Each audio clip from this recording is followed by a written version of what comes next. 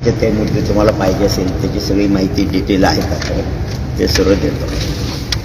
आमचा मूळ मुद्दा आहे महात्मा बसवेश्वर शिक्षण संस्थेत बेकायदेचे शिक्षक प्राध्यापक भरती शिक्षक मंत्री संचालक आयुक्ताकडून चौकशी करण्याची मागणी. या संदर्भात आम्ही शिक्षण मंत्री त्या संचालक आयुक्त सगळीकडे सर्व कागदपत्र गेल्या 1 वर्षापासून आम्ही त्यांना पाठपुरावा करत आहोत आणि त्या दृष्टीने सुद्धा हालचाली पाहिजे त्या प्रभावीपणे पडत नाही. आता SIT मात्र लागलेली आहे, त्याचा अद्याप काही माहिती मिळालेली नाही.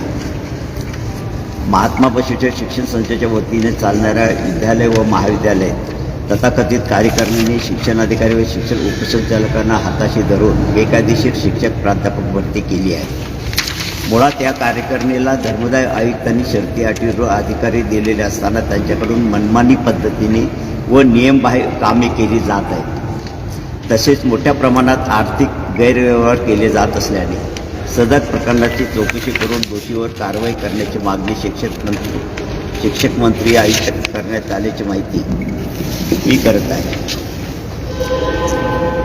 आमच्यासोबत आज सगळे सदस्य उपस्थित आहेत. संवाद साधत मी 5 संचालक आणि वैशिष्ट्य म्हणजे याच्यामध्ये संचालक विद्यमान जे उपाध्यक्ष 5 संचालकांनी स्वतःहून त्याची अध्यक्ष सचिव मनमानी पद्धतीने करत असलेली तक्रार त्यांनी कुलगुरू स्वामी रामानंद तीर्थ मराठवाडा विद्यापीठ यांच्याकडे केलेली आहे.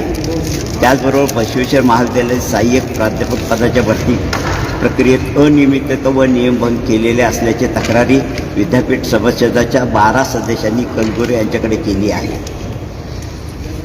या भरतीच्या प्रक्रियेस उमेदवाराच्या अकॅडमिक स्कोअरचा विचार न करता आर्थिक मोबदला अधिक देणाऱ्या उमेदवाराला मुलाखतीमध्ये अधिक गुण देण्यात आले आहेत. त्यामुळे ही भरती प्रक्रिया त्वरित रद्द करावी आणि प्रकरणात स्वतंत्र चौकशी नेमावी अशी मागणी ह्या सदस्यांनी आणि आम्ही केलेली आहे. व्यवस्थापक मंडळाची अधिकृत कार्यकारिणी व परिशिष्ट 1 ची प्रत असल्यानंतरच आणि विद्यापीठ विभागीय सहसंचालक यांना मान्यता घेणे प्राध्यापक प्राचार्य भरती प्रक्रियेसाठी बंधनकारक आहे. परंतु या नियमाचे पालन केलेले गेले नाही. भरतीची जाहिरात देत असताना